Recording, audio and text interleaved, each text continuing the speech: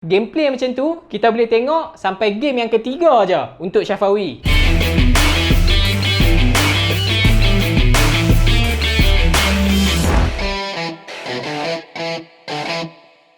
Untuk scene bola sepak dekat Malaysia sekarang ni, lepas daripada kelayakan Piala Dunia hari tu, aku rasa sebilangan besar penyokong Harimau Malaya ni akan tertumpu dekat satu-satunya pasukan yang wakil Malaysia di pentas ACL. Pasukan mana lagi? Pasukan JDT lah. Takkan pasukan Selangor pula kan? Dan tak kira lah sama ada hampa supporter ke ataupun haters, hampa tetap akan tengok game tu. Hampa jangan tipu aku lah. Dan ada dua sebab je hampa tengok. Sama ada hampa nak tengok JDT menang ataupun hampa nak tengok JDT kalah. Betul tak? Untuk game JDT dekat ACL baru-baru ni, kita bukan nak ulas pasal game tu. Tapi untuk video kali ni, kita nak tengok pasal seorang player bintang muda yang mana boleh dikatakan performance dia ni sekarang ni makin lama makin drop dekat atas padang. Sampaikan fan-fan JDT sendiri pun dah berbunyi lah pasal dia ni. Player yang aku maksudkan tu, siapa lagi? Aku rasa hampa sendiri yang tengok video ni pun tahu. Siapa kan? Syafawi Rashid lah. Tak ada orang lain lah. So hari ni, jom kita tengok apakah punca performance Syafawi ni makin lama makin drop dekat atas padang. Tak kira lah sama ada dengan skuad Harimau Malaya ataupun dengan skuad JDT sendiri. Kalau nak diikutkan, isu performance Syafawi ni, bagi aku dia ada dua fasa. Jangan buat main. Yang tahun lepas tu aku rasa kebanyakannya tahu kot sebab apa kan. Sampaikan TMJ sendiri pun update lah dekat story IG dia pasal Syafawi ni. Dan yang aku faham waktu tu dekat posting IG story TMJ sendiri tu, kalau kata Syafawi ni tak boleh nak fokus balik performance dia dekat atas padang, silap hari bulan dia akan dibuang daripada skuad JDT. Sampai teratu lah. Dan benda tu bagi aku dia habis dekat situ je lah. Sebab lepas daripada isu tu, performance dia dah okey balik. Sampaikan dia dapat loan ke klub Portimonense dekat Portugal tu. Tapi tak lama pun duduk kat sana. Dalam 3-4 bulan je. Disebabkan tak dapat minute play yang cukup.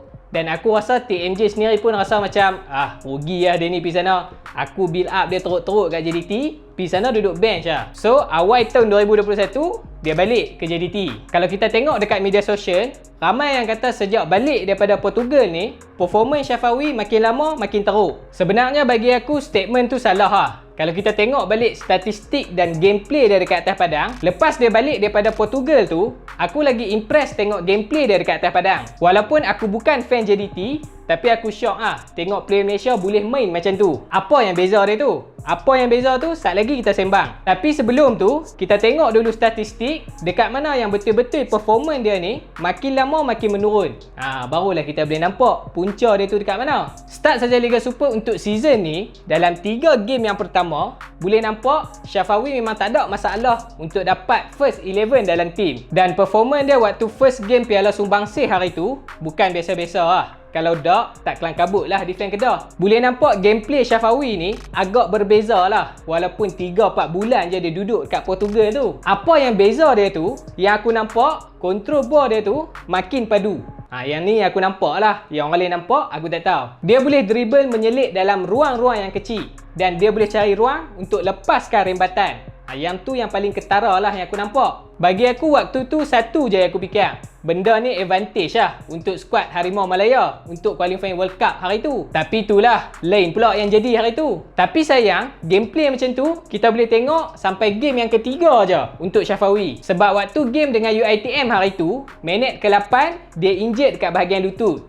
Dekat sinilah bermulanya punca. Sampai jatuhlah ayak mata member tu jalan keluar padang. Injured apa tu aku tak pasti. Tapi apa yang aku baca dekat komen TMJ sendiri, yang aku tahu bukan ACL. Yang tu je lah info yang kita dapat. Dan kalau hampa nak tahu, waktu ni lah performance dia makin lama makin menurun. Lepas dalam 2 bulan dia tak main, balik saja daripada injured, minute play dia pula berkurang. Disebabkan Arif Aiman ambil tempat dia. Dan budak tu perform pula kat situ.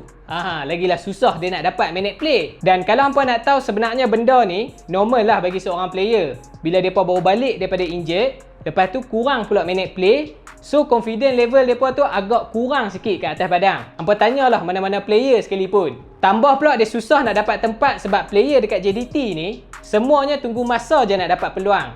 Bila dapat je peluang, depa akan perform. Yang tu lah yang jadi dekat Syafawi sekarang ni. Lepas tu dapat pula call up dalam keadaan dia tak berapa nak cue ni. Yang tu yang jadi performance dia macam tu tu. Dan kalau hampa nak lebih lagi kepastian apa yang aku bagi tahu tadi tu, TMJ sendiri pun ada komen dekat IG. Punca masalah performance Syafawi sekarang ni. Hampa boleh pergi tengok lah sendiri. Nasihat aku untuk penyokong bola sepak dekat Malaysia ni, terutama sekali fan JDT, buat masa sekarang ni kita support lah Syafawi supaya dia dapat balik moral untuk boostkan balik performance dia macam sebelum ni. Walaupun sekarang ni, bila bola tu sampai dekat kaki Syafawi, kita dah tak rasa teruja untuk tengok apa yang dia boleh buat dengan bola tu macam sebelum ni. Tapi hampa kena ingat, baik dalam skuad Harimau Malaya ataupun skuad JDT sendiri, waktu dia tengah on form dulu, dialah yang banyak jaringkan gol yang penting untuk pasukan. So sekarang ni, masa untuk kita support dia balik. Bukannya nak condemn bagi jadi lagi teruk. Dia pun baru 25 kot. Lain lah kalau dia dah 30 lebih. Dan bagi anda yang tengok video ni, apakah komen anda tentang Syafawi ni? Anda boleh tinggalkan komen di bawah. Dan tolong tinggalkan komen yang murni-murni saja. Jadi itu saja video untuk kali ni. Jangan lupa untuk subscribe channel ni. Dan kita jumpa lagi pada video yang akan datang.